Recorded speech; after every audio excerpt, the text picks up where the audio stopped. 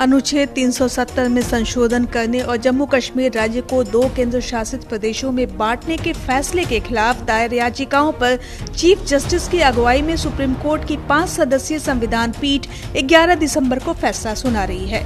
इसको लेकर supreme court ने केंद्र से कई सवाल पूछे हैं और अब फैसले की घड़ी है। तो चलिए जानते हैं कि क्या है पूर्ववर्ती जम्मू कश्मीर में लागू अनुच्छेद 370। 17 अक्टूबर 1949 को अनुच्छेद 370 को एक अस्थायी उपबंध के रूप में भारतीय संविधान से जोड़ा गया।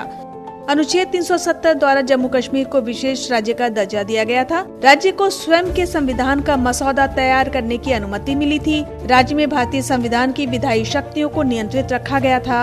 एन गोपालस्वामी अयंगर द्वारा संविधान के मसौदे में अनुच्छेद 306A के रूप में पेश किया गया था। जम्मू और कश्मीर की संविधान सभा को अनुशंसा करने का अधिकार था कि भारतीय संविधान के कौन से अनुच्छेद राज्य पर लागू होंगे।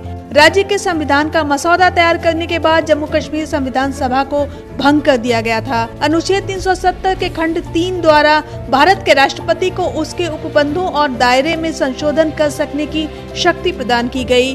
अनुच्छेद 35A को जम्मू कश्मीर संविधान सभा के अनुशंसा पर 1954 में राष्ट्रपति के एक आदेश के द्वारा पेश किया गया।